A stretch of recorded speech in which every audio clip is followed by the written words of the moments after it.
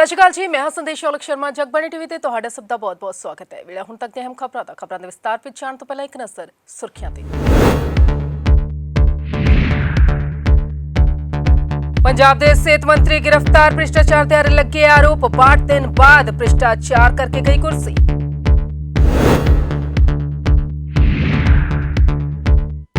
बग्गा गिरफ्तारी case which Punjab police ने high court विच कीता चैलेंज।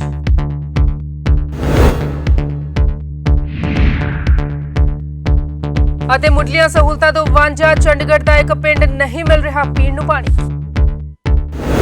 ਤੇ ਹੁਣ ਖਬਰਾਂ ਵਿਸਤਾਰ ਨਾਲ। ਖਬਰਾਂ ਦੀ ਸ਼ੁਰੂਆਤ ਦੇ ਵਿੱਚ ਸਭ ਤੋਂ ਪਹਿਲਾਂ ਗੱਲ ਕਰਦੇ ਹਾਂ ਪੰਜਾਬ ਸਰਕਾਰ ਵੱਲੋਂ ਕੀਤੀ ਗਈ ਸਖਤ ਕਾਰਵਾਈ ਦੀ। ਤਾਂ ਤੁਹਾਨੂੰ ਦੱਸ ਦਈਏ ਕਿ ਭ੍ਰਿਸ਼ਟਾਚਾਰ ਖਿਲਾਫ ਪੰਜਾਬ ਸਰਕਾਰ ਨੇ ਹੁਣ ਤੱਕ ਦਾ ਸਭ ਤੋਂ ਵੱਡਾ ਕਦਮ ਚੁੱਕਿਆ ਹੈਗਾ ਹੈ। ਮੁੱਖ ਮੰਤਰੀ ਭਗਵੰਤ ਮਾਨ ਵੱਲੋਂ ਵੱਡੀ ਕਾਰਵਾਈ ਕਰਦੇ ਹੋਏ ਸਿਹਤ ਮੰਤਰੀ ਵਿਜੇ ਸਿੰਗਲਾ ਨੂੰ ਹੀ ਬਰਖਾਸਤ ਕਰ ਦਿੱਤਾ ਗਿਆ ਤੇ ਤੁਹਾਨੂੰ ਦੱਸ ਦਈਏ ਕਿ ਉਹਨਾਂ ਨੂੰ ਗ੍ਰਿਫਤਾਰ ਵੀ ਕਰ ਲਿਆ ਗਿਆ ਹੈ।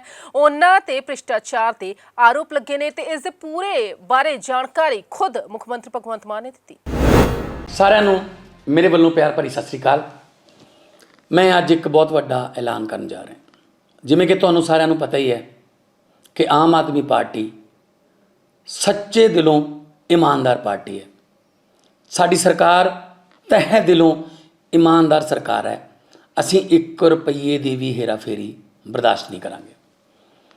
ਜਦੋਂ ਚੋਣ ਪ੍ਰਚਾਰ ਦੌਰਾਨ ਮੈਂ ਪਿੰਡਾਂ ਸ਼ਹਿਰਾਂ ਕਸਬਿਆਂ ਜਾਂਦਾ ਸੀ ਤਾਂ ਮੈਂ ਲੋਕਾਂ ਦੀਆਂ ਅੱਖਾਂ 'ਚੋਂ ਇੱਕ ਉਮੀਦ ਦੇਖਦਾ ਸੀ।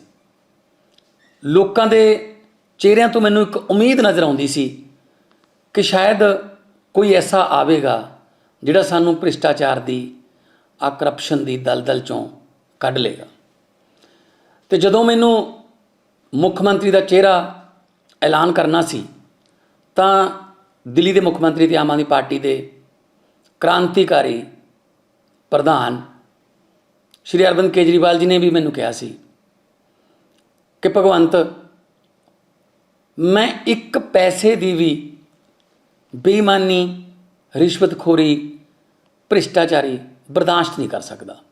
ਤਾਂ ਮੈਂ ਉਹਨਾਂ ਨੂੰ ਵਚਨ ਦਿੱਤਾ ਸੀ ਕਿ ਜੀ ਬਿਲਕੁਲ ਇੱਦਾਂ ਹੀ ਹੋਊਗਾ। ਆਪਣੀ ਪਾਰਟੀ ਜਿਹੜੀ ਹੈ ਉਹ ਇੱਕ ਅੰਦੋਲਨ 'ਚੋਂ ਨਿਕਲੀ ਹੋਈ ਪਾਰਟੀ ਹੈ, ਕਰਪਸ਼ਨ ਦੇ ਖਿਲਾਫ ਅੰਦੋਲਨ 'ਚੋਂ ਨਿਕਲੀ ਹੋਈ ਪਾਰਟੀ ਹੈ।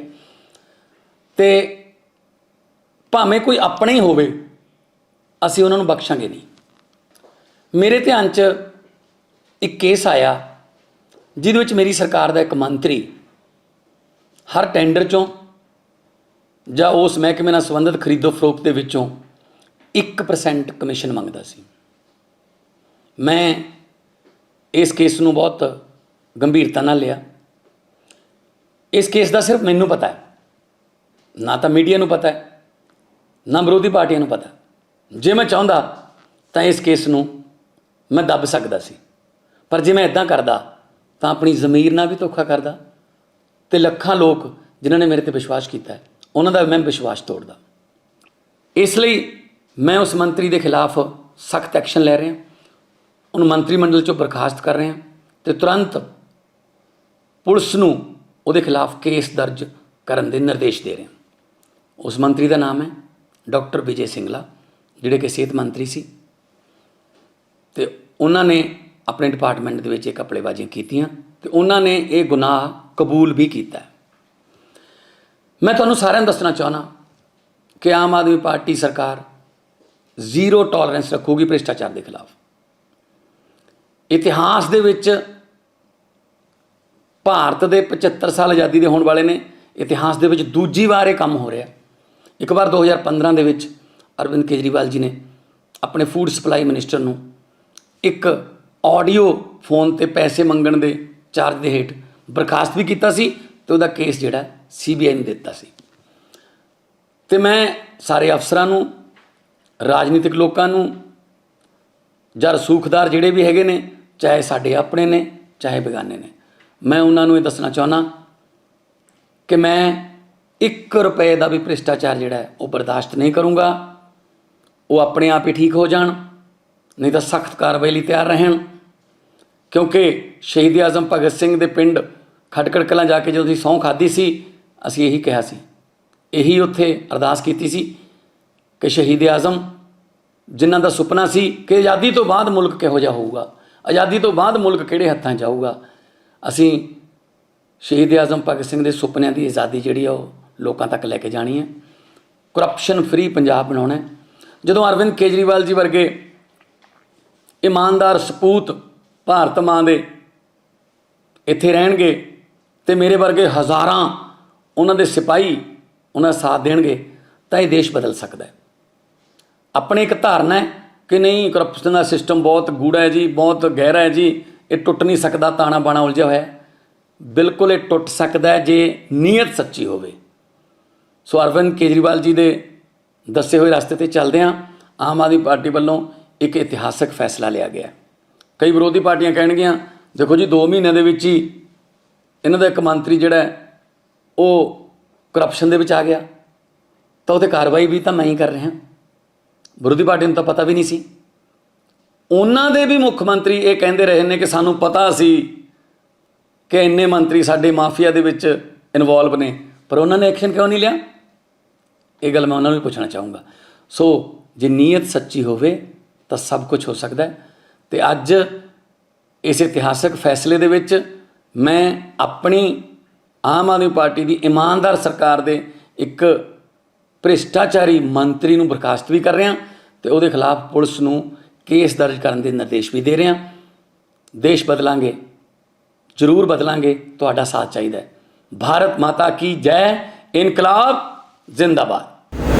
ਉਧਰ ਅਗਲੀ ਗੱਲ ਹੁਣ ਤੇਜਿੰਦਰ ਬੱਗਾ ਕੇਸ ਦੀ ਕਰ ਲੈਣੇ ਆ ਤਾਂ ਤੁਹਾਨੂੰ ਦੱਸ ਦਈਏ ਕਿ ਇਸ ਕੇਸ ਦੇ ਵਿੱਚ ਹੁਣ ਪੰਜਾਬ ਪੁਲਿਸ ਨੇ ਦਿੱਲੀ ਹਾਈ ਕੋਰਟ ਦਾ ਰੁਖ ਕਰ ਲਿਆ ਹੈ। ਦਰਅਸਲ ਦਿੱਲੀ ਪੁਲਿਸ ਦੀ ਜੋ ਕਾਰਵਾਈ ਹੈ FIR ਹੈ ਉਸ ਦੇ ਖਿਲਾਫ ਇਹ ਸਾਰੀ ਕਾਰਵਾਈ ਕੀਤੀ ਗਈ ਹੈ। ਪੰਜਾਬ ਪੁਲਿਸ ਨੇ ਭਾਜਪਾ ਆਗੂ ਤੇਜਿੰਦਰਪਾਲ ਸਿੰਘ ਬੱਗਾ ਦੀ ਗ੍ਰਿਫਤਾਰੀ ਨੂੰ ਲੈ ਕੇ ਸਿਟੀ ਪੁਲਿਸ ਵੱਲੋਂ ਦਰਜ FIR ਦੇ ਨਾਲ ਹੇਠਲੀ ਅਦਾਲਤਾਂ ਵੱਲੋਂ ਜਾਰੀ ਕੀਤੀਆਂ ਕਾਰਵਾਈਆਂ ਦੇ ਹੁਕਮਾਂ ਨੂੰ ਵੀ ਰੱਦ ਕਰਨ ਲਈ ਦਿੱਲੀ ਹਾਈ ਕੋਰਟ ਦਾ ਰੁਖ ਕੀਤਾ ਹੈ। ਇਸ ਪਟੀਸ਼ਨ ਤੇ ਮੰਗਲਵਾਰ ਨੂੰ ਜਸਟਿਸ ਅਨੂ ਮਲਹੋਤਰਾ ਦੀ ਬੈਂਚ ਵੱਲੋਂ ਸੁਣਵਾਈ ਕੀਤੀ ਜਾਵੇਗੀ। ਦੱਸ ਦਈਏ ਕਿ ਬੱਗਾ ਨੂੰ ਇਸ ਮਹੀਨੇ ਦੇ ਸ਼ੁਰੂ ਵਿੱਚ ਪੰਜਾਬ ਪੁਲਿਸ ਨੇ ਗ੍ਰਿਫਤਾਰ ਕੀਤਾ ਸੀ। ਹਾਲਾਂਕਿ ਹਰਿਆਣਾ ਪੁਲਿਸ ਦੇ ਦਖਲ ਅਤੇ ਦਿੱਲੀ ਅਦਾਲਤ ਦੇ ਹੁਕਮਾਂ ਤੇ ਦਿੱਲੀ ਪੁਲਿਸ ਬੱਗਾ ਨੂੰ ਆਪਣੀ ਹਿਰਾਸਤ ਵਿੱਚ ਲੈ ਕੇ ਸ਼ਾਮ ਨੂੰ ਦਿੱਲੀ ਵਾਪਸ ਪਰਤ ਆਈ ਸੀ। ਪਟੀਸ਼ਨ ਵਿੱਚ ਜਨਕਪੁਰੀ ਥਾਣੇ ਵਿੱਚ ਦਰਜ 2022 ਦੀ FIR 327 ਨੂੰ ਰੱਦ ਕਰਨ ਦੀ ਮੰਗ ਕੀਤੀ ਗਈ ਹੈ ਤੇ ਸਿਟੀ ਕੋਰਟ ਵੱਲੋਂ ਮਿਤੀ 6 ਮਈ ਨੂੰ ਦਿੱਤੇ ਹੁਕਮਾਂ ਨੂੰ ਵੀ ਚੁਣੌਤੀ ਦਿੱਤੀ ਗਈ ਹੈ। ਚੰਡੀਗੜ੍ਹ ਨੂੰ ਸਿਟੀ ਬਿਊਟੀਫੁਲ ਕਿਹਾ ਜਾਂਦਾ, ਪਰ ਇਸ ਦੇ ਬਿਲਕੁਲ ਨੇੜੇ ਪੈਂਦਾ ਇੱਕ ਪਿੰਡ ਅੱਜ ਵੀ ਮੁੱਢਲੀਆਂ ਸਹੂਲਤਾਂ ਤੋਂ ਵਾਂਝਾ ਹੈ। ਉੱਥੇ ਸੀਵਰੇਜ ਦੀ ਸਮੱਸਿਆ ਇੱਥੋਂ ਤੱਕ ਕਿ ਇੰਨੀ ਜ਼ਿਆਦਾ ਗਰਮੀ ਦੇ ਵਿੱਚ ਉੱਥੇ ਲੋਕਾਂ ਨੂੰ ਪੀਣ ਤੱਕ ਲਈ ਪਾਣੀ ਨਹੀਂ ਮਿਲ ਰਿਹਾ।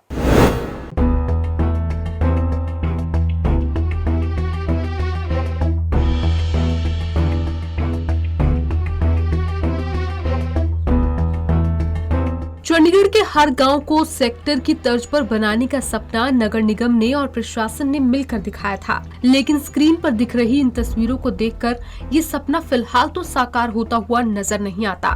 दरअसल ये तस्वीरें चंडीगढ़ के सेक्टर 43 बस स्टैंड के पास पड़ते गांव कझेड़ी की हैं, जो आम सुविधाओं से वंचित है। सेक्टर 43 बस स्टैंड के पास पड़ते इस गांव का बुरा हाल है और ये गांव सुविधाओं को तरस रहा है। जैसा कि आप देख सकते हैं कि इस गांव में समस्याओं का अंबार नजर आता है। सड़कें टूटी फूटी हैं, सीवरेज के पानी की निकासी सही तरीके से नहीं हो पा रही, बिजली की तारें घरों के आगे से गुजरती हुई दिखाई दे रही हैं और कई जगहों पर तो तारों के जॉइंट नंगे पड़े हैं, जो कि किसी भी दुर्घटना को न्योता देते हुए दिखाई दे रहे हैं। गांव वालों का कहना है कि ये तारें कई बार टूटकर नीचे तक गिर चुकी हैं, जिससे कि हादसे का खतरा बना रहता है, लेकिन कोई इनकी सुनने वाला नहीं है। सड़कें तो कोई बनाने वाले आते नहीं, सारी उधर बन गई, इधर तो कोई बनाने वाले आते ही नहीं जी। और तारे भी इधर ये भी नंगी है, ये सामने लगी हुई ये भी नंगी है, उधर सारी नंगी है। मुश्किल पड़ती है जी, पानी बरस जाता है बिल्कुल, कई बंदे तो गिरते गिरते बच जाते हैं। शिकायतें तो करते हैं जो आते हैं यहाँ पर, देखते भी तो हैं। पटाखे तो कई बार बजे जी यहाँ पर, उनको दिया तो आए भी थे, ठीक करके गए हैं। हादसा हो सका भाई उरे ਤਾਂ ਹਨੇਰੀ ਤੂਫਾਨ ਤੁਹਾਨੂੰ ਪਤਾ ਚੱਲਦਾ ਹੀ ਰਹਾਂਗੇ।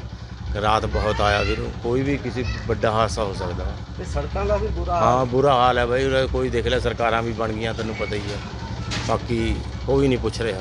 ਨੁਕਸਾਨ ਹੋ ਜਾ, ਮੋਟਰਸਾਈਕਲ ਮੋਬਾਈਲ ਮਹਿੰਗੇ ਆ ਭਾਈ, ਗਿਰ ਜਾਣਗੇ ਡੈਂਗਾਂ ਡੂੰਗੀਆਂ ਮੋਟਰਸਾਈਕਲ ਪਰ ਫਿਰ ਕਿੱਥੇ ਟੁੱਟ ਜਾਵਾਂਗੇ ਗਿਰ ਕੇ। ਆ ਬਿਜਲੀ ਦੀਆਂ ਤਾਰਾਂ ਦਾ ਬੁਰਾ ਹਾਲ ਹੈ, ਕੂੜਾ ਪਿਆ ਕਿਤੇ ਕੁਝ ਪਿਆ। ਆ ਕਿਹੜੇ ਕਿਸੇ ਮਕਾਨ ਮਾਲਕ ਨੂੰ ਵੀ ਕਹੋ ਉਹ ਵੀ ਲੜਨ ਨੂੰ ਪੈਂਦਾ ਪੁੱਠਾ। ਔਰ ਇਹ ਜਿਹੜੇ ਪ੍ਰਵਾਸੀ ਮਜ਼ਦੂਰ ਜਿਹੜੇ ਯੂਪੀ ਬਿਹਾਰ ਵਾਲੇ ਬੰਦੇ ਆ, ਇਹ ਤਾਂ ਬਿਲਕੁਲ ਹੀ ਨਹੀਂ ਹਟਦੇ, ਤਾਂ ਰਾਤ ਨੂੰ ਹੀ ਗੰਦ ਗੇਰ ਜਾਂਦੇ ਜੀ। ਆ ਜਾਂਦੇ ਹੁੰਦੇ ਇੱਕ ਜਿਹੜਾ ਪ੍ਰਸ਼ਾਸਨ ਕਰ ਰਿਹਾ ਸੀ ਜਿਹੜਾ ਬਿਜਲੀ ਦੇ ਬਿੱਲਾਂ 'ਚ ਕੂੜੇ ਦੇ ਪੈਸੇ ਲਾਉਣੇ ਉਹ ਸ਼ੁਰੂ ਕਰ ਦੇਣ ਜਲਦੀ ਤੋਂ ਜਲਦੀ, ਤਾਂ ਕਿ ਹਰ ਮਕਾਨ ਮਾਲਕ ਆਪਣਾ ਇਹਨਾਂ ਤੋਂ ਪੈਸੇ ਲਵੇ ਔਰ ਕੂੜੇ ਵਾਲੇ ਨੂੰ ਇਹ ਕੂੜਾ ਦੇਣ। यही नहीं, लोगों का कहना है कि कूड़े के कारण उनके घरों में इतनी बदबू आती है कि वो खाना तक नहीं खा पाते, लेकिन सफाई कर्मचारी कुछ नहीं कर रहे। लोगों ने आरोप लगाया है कि गांव को सेक्टर की तर्ज पर विकसित करने का वादा किया गया था, लेकिन अब तो यहाँ पर हाल बद से बदतर होता जा रहा है। लोगों का मानना है कि हमारा गाँव जब से म्युनिसिपल कॉर्पोरेशन में गया है तब से बुरा हाल हो गया है। बिना सुविधा दिए चंडीगढ़ प्रशासन और नगर निगम प्रॉपर्टी टैक्स के नोटिस भेज रहा है, जिसका वो पुरजोर विरोध करते हैं। लोगों का कहना है कि गाँव चंडीगढ़ के अंतर्गत पड़ता है, लेकिन इस गांव में कोई भी विकास कार्य नहीं किया गया, जिससे कि वो काफी निराश हैं, लेकिन अभी भी सुधार की उम्मीद करते हैं। पंजाब के टीवी के लिए चंडीगढ़ से कुलदीप कुमार की रिपोर्ट।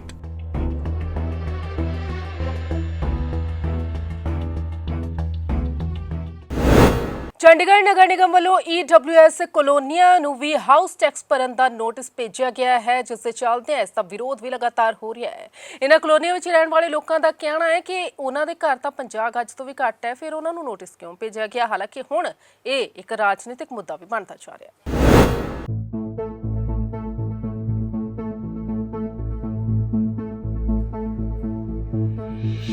चंडीगढ़ नगर निगम ने शहर की EWS कॉलोनियों में रहने वाले लोगों को हाउस टैक्स जमा करवाने के लिए नोटिस भेजे हैं। इसी को लेकर स्थानीय लोग मलोया निवासी वार्ड नंबर 28 की पार्षद निर्मला देवी से मिले और रोष प्रकट किया। लोगों का कहना है कि उनके मकान 55 गज से कम है, बावजूद इसके निगम ने उन्हें टैक्स जमा करवाने के लिए नोटिस भेज दिए हैं। लोगों का कहना है कि आज तक कभी भी उन्हें हाउस टैक्स के नोटिस नहीं भेजे गए, लेकिन इस बार नगर निगम ने पिछला एरियर भी मांगा है।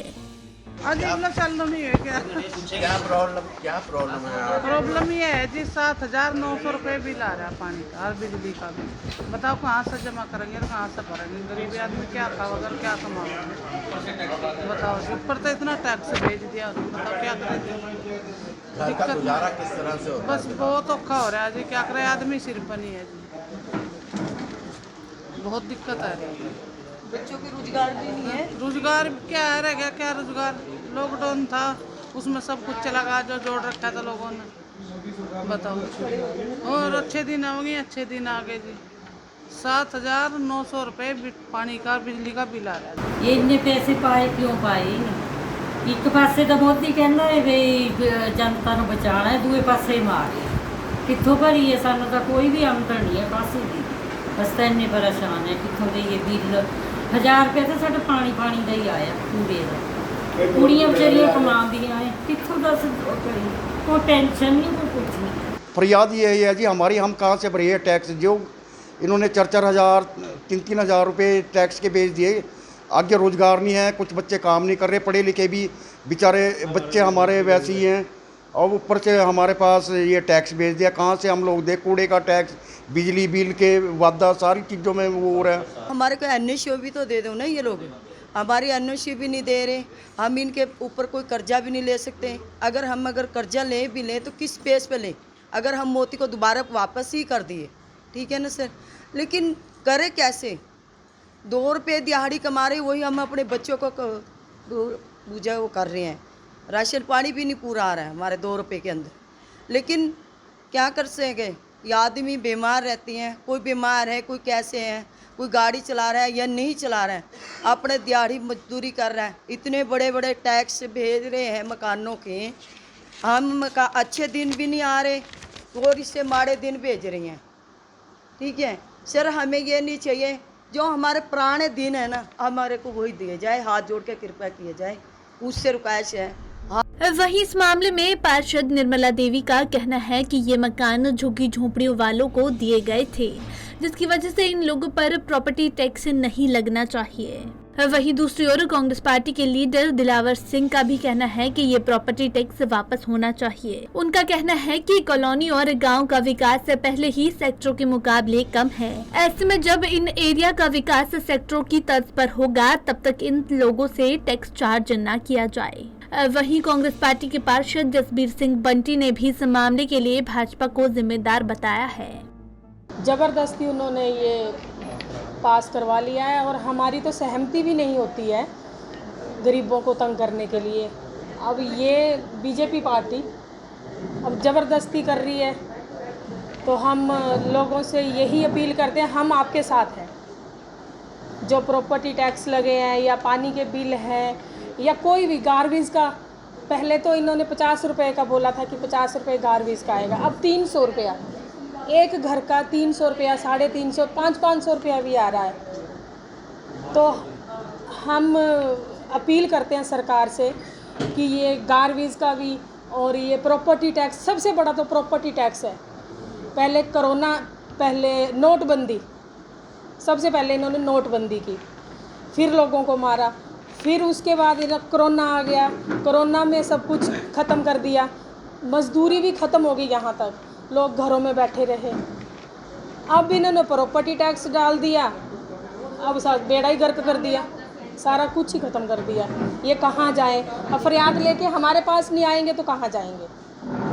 हम यही सरकार से अपील करते हैं कि इनकी फरियाद सुनी जाए और हमारे से जो होगा हम इनके लिए हर पल तैयार हैं और टैक्स माफ़ किया जाए। 27 जुलाई 2015 को अनुराग अग्रवाल जी IAS थे, उन्होंने नोटिफिकेशन किया था कि कोई भी टैक्स गाँव कॉलोनी में नहीं लगेगा, जिसकी रेजिडेंशियल प्रॉपर्टी 500 गज से ज़्यादा है केवल उसी पे टैक्स लगेगा, वो भी जितने उसकी यूज़ है, प्लेंथ लेवल है, वो उसमें लगेगा। 2015 में ये नोटिफिकेशन हुआ था। 2019 में सरकार ने फिर दोबारा चुपचाप बिना बताए नोटिफिकेशन जारी कर दिया कि गांव कॉलोनी पे लगेगा, जबकि कोई भी टैक्स लगता है, पहले भी होता था, अब भी होता था कि पहले हाउस में पास होता था। जब पंजाब म्यूनसिपल कॉर्पोरेशन एक्ट लगाया तो हाउस में पास होना था, कॉर्पोरेशन में पास होना चाहिए था। यह सरकार ज़बरदस्त धक्का कर रही है, मनमानी कर रही है। पहले तो लोग कोविड के मार के अब बच्चों के स्कूलों की एडमिशनों के करके कर रहे हैं। उसके बाद गार्बेज का हो गया, सबसे बड़ा मुद्दा पानी का हो गया, जो हमारी पार्टी हमेशा उठाती रही है। पानी का भी अभी ना सरकार ने पानी दिया है, पहले इन पे पानी के बिल बढ़ा के लगाने लग दिए। उसके बाद जो भी टैक्स लगते थे हमेशा हाउस में पास होता था। ये सरकार मनमानी कर रही है। सरकार को ऐसे लग रहा है कि अभी तो 2 साल इलेक्शन नहीं है, सत्ताधारी पार्टी है, मनमानी करके लोगों पे ज़बरदस्ती वोट डाल रही है।